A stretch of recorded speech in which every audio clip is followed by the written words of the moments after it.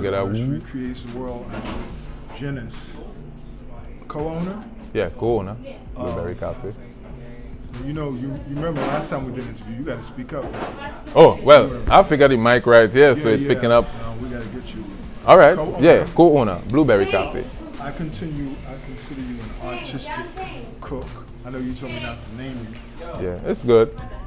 And I wanted to get this interview for a while. We were seeing each other in Yes. Whole Foods all the time. All the time. And I was like, yo, I need my interview. And the reason is because to me, the food that comes out of the ground and the importance of how that food is prepared for us today is so important.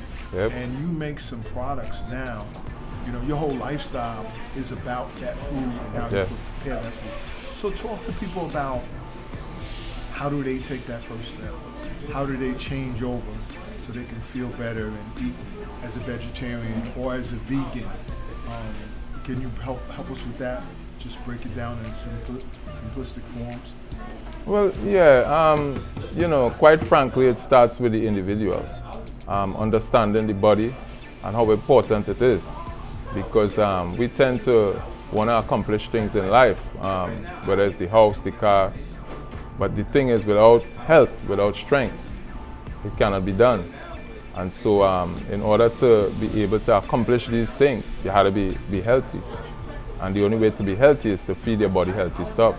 You know, your thoughts have to be healthy, on point, the food you're eating, you know, your total behavior, especially towards the body, which is most important.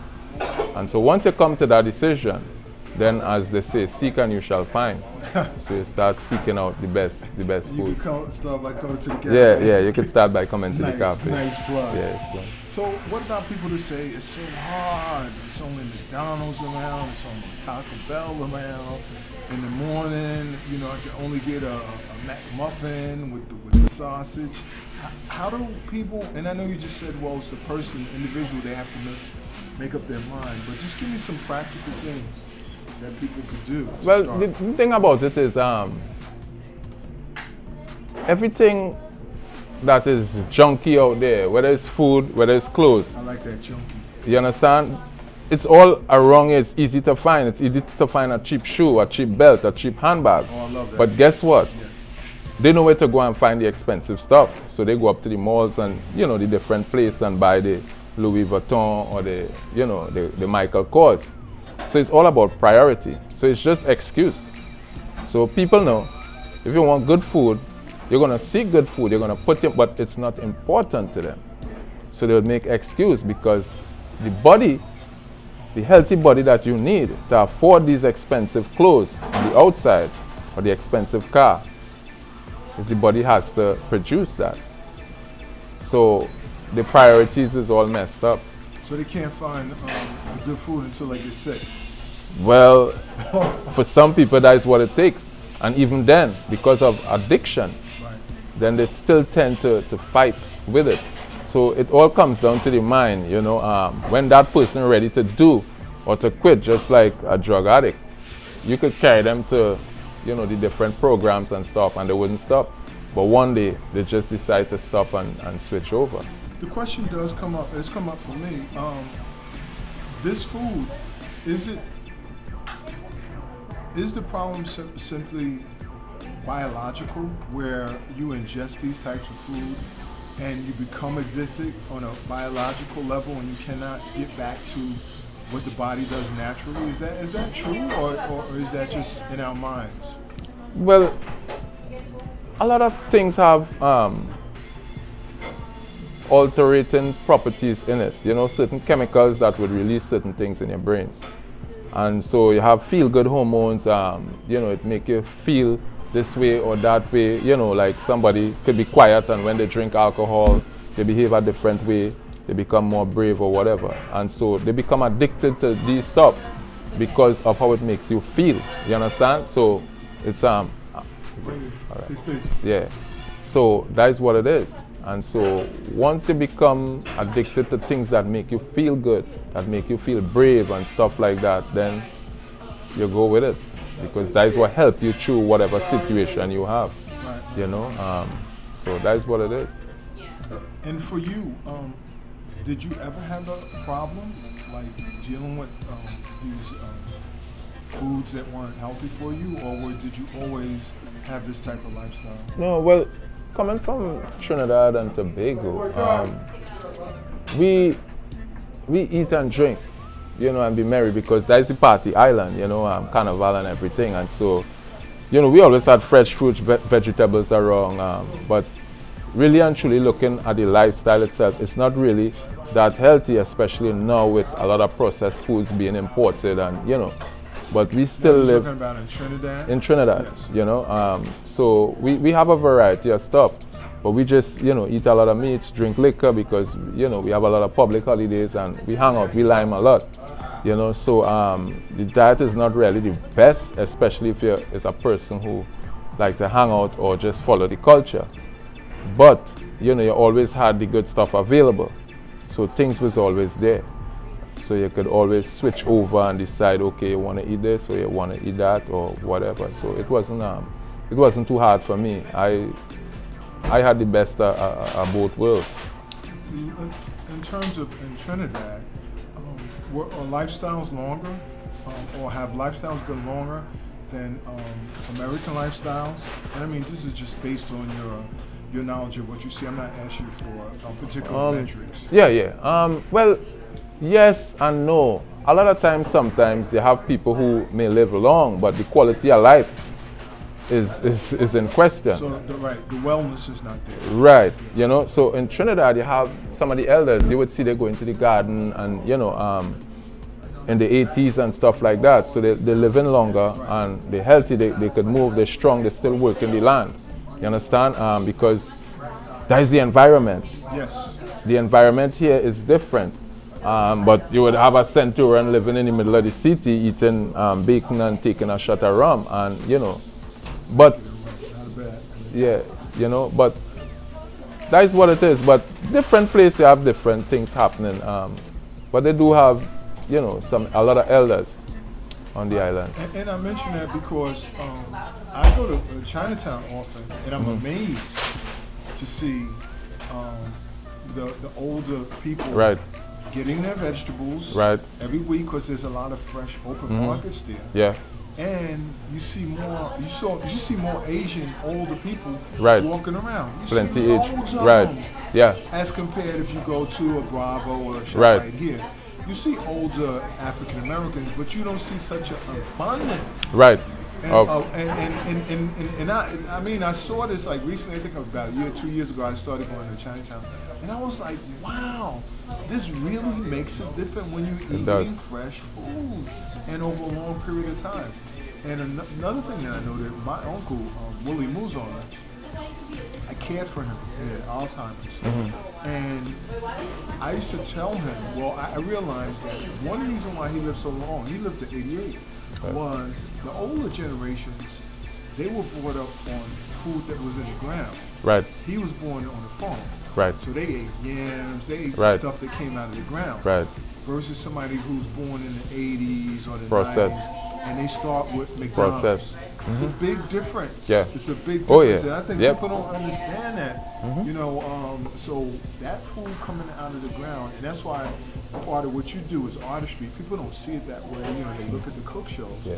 What you do is artistry, because you prepare the food, you take this fresh food, and because we have such horrible taste, you have to, because everybody's always trying to match. Right. Oh, can you make my mushrooms taste like a like burger? Can you or make some my mushroom taste like a like some filet mignon or something. Yeah. But because we don't have our taste buds have been what's the word? Right.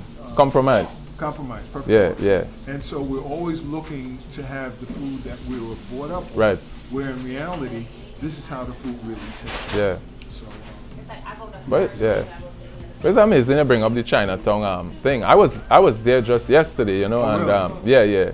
And the person who I was with commented on the elders and the type of things they were seeing. Really? But I say, take another careful look.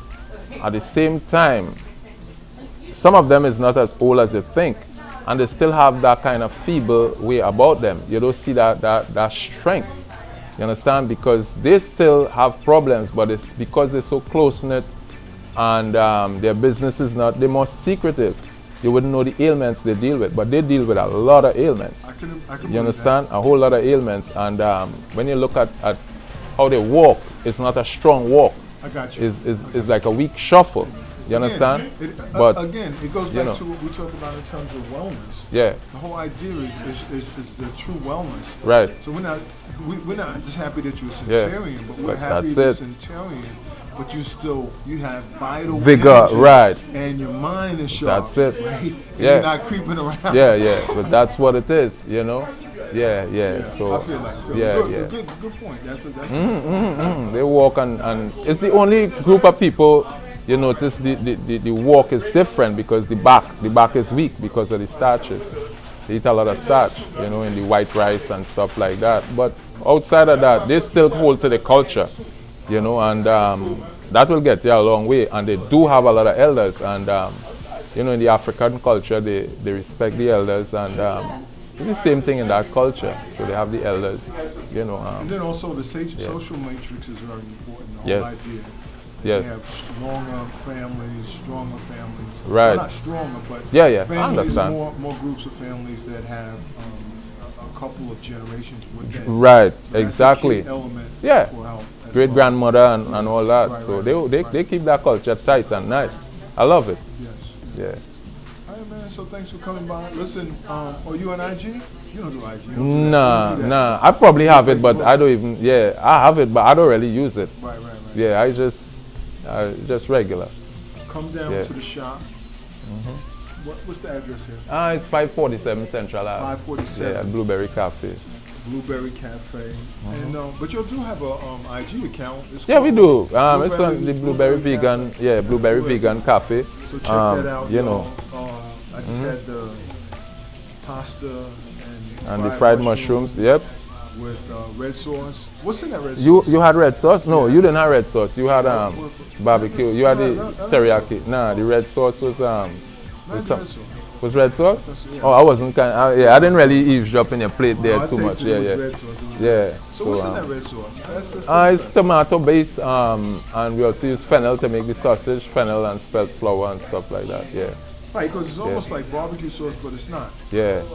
I think you had the pasta and mushroom. The red sauce is like a total Italian type of dish. Yeah. Which one? Which one he had? Pasta and mushrooms, right?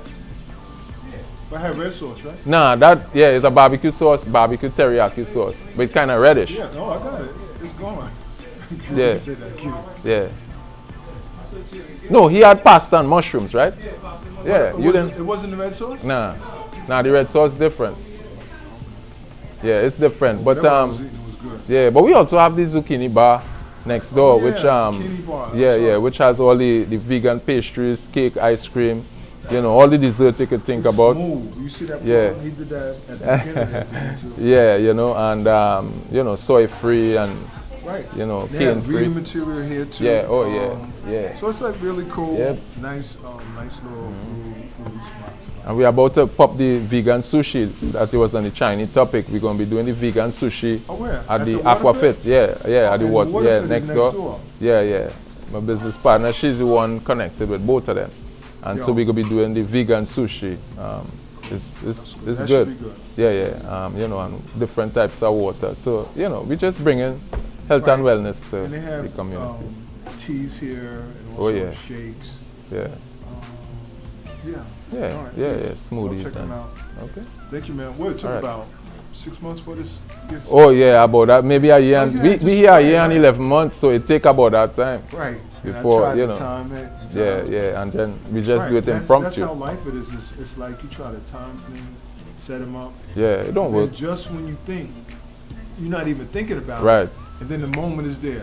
Right? That's it. what happened. It's spontaneous. The moment was there, and I was like, yo, Yeah, love is spontaneous. ah, Love is spontaneous. I tell people that all the time. You know, yeah. You can't plan love, or you know, you just have to just that's a do. good You know, closeout. yeah. You'll remember love. And so if you love yourself, then it should be spontaneous for you to start eating differently, Yep. getting the food that you need, treating yourself right with your love. Oh, okay. That's